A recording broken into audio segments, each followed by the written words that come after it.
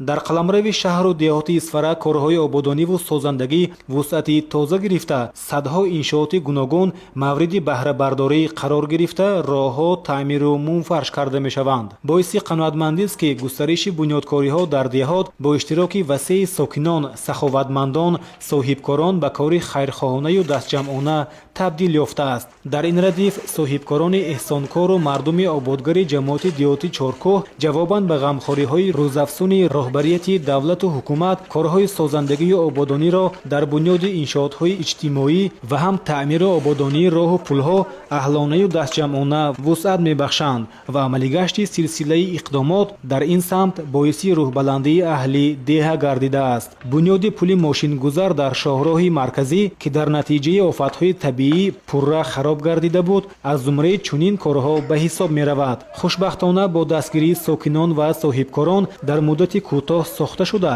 дар арафаи ҷашни 33-солагии истиқлоли давлатӣ ба истифода дода мешавад.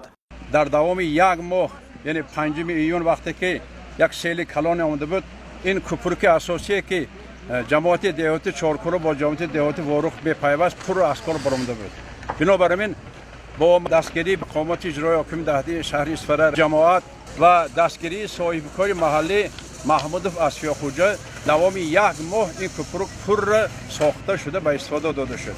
ҳамзамон дар радифи бунёди иншоотҳои муҳими иҷтимоӣ мардуми созандаю ободкори деҳа аҳлонаю дастҷамъона барои ободу зебо намудани зодгоҳи хеш камари ҳиммат бастанд. иқдоми таъмиру азнавсозии қисмати шоҳроҳи Исфара Ворух ки аз маркази деҳа мегузарад боиси фараҳмандии мардум гардидааст. ҳамарӯза дар ҳашарҳои ободонӣ беш аз 300 нафар сокинон иштирок намуда барои тахту ҳамворкунии роҳ, бунёди пиёдароҳҳо ва шинонидани сутунҳои чароғонкунӣ саҳмгузорӣ менамоянд. мо шаҳрвандони ҷамоати деҳоти Чоркӯҳ тасмим гирифтем ки шоҳроҳи Исфара Ворух ки аз ҳудуди ҷамоати деҳоти Чоркӯҳ мегузарад, барои обод кардани роҳ чӣ корҳои ободкунӣ созандагӣ чӣ ба ҷо биёрем.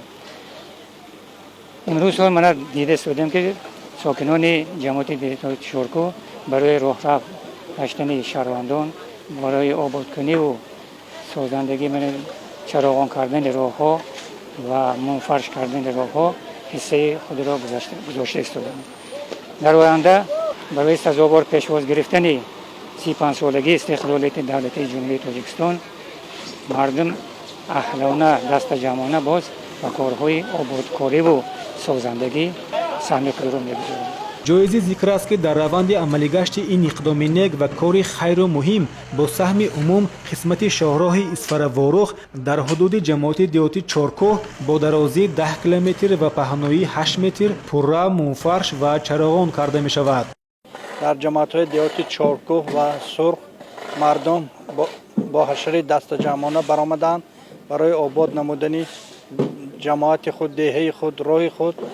мо дида истодем ки дар ҷамоати деҳоти Чоркӯҳ мардум барои равшannамоии кӯчаҳо аллакай симчӯбҳоро насб карда истоданд, барои гузаштани пиёдагардон роҳравҳоро омода карда истоданд ва кӯчаҳои марказии ҷамоат ки роҳи Исфара Ворух аз маркази он мегузарад пурра мунфарш карда мешавад ва дар маҳаллаҳо ҳам корҳои ободонӣ рафта истодааст ва ба наздики қариб 13 километр роҳҳои ҷамоати деҳаи Чоркӯҳ кӯчаҳои марказии он мунфарш карда шуд ва имрӯз ҳам боз 2 километри дигар роҳ мунфарш карда мешавад. дар умум дар ҳамин рӯзҳои наздик 10 километр роҳҳо дар ҷамоати деҳоти Чоркӯҳ мунфарш мегардад.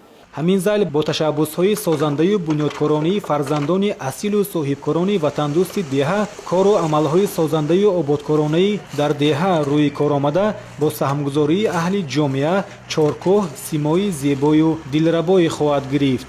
ҳамаи гуфтаҳои боло далели равшани он аст ки мардуми шаҳру деҳоти Исфара бо истиқлолияти давлатӣ ва соҳибихтиёрии милли худ ифтихор дошта, азмашон дар самти таҳким бахшидани иқтидори мамлакат, рушду тараққӣ ва зебову ороста гардонидани диёр устувор аст.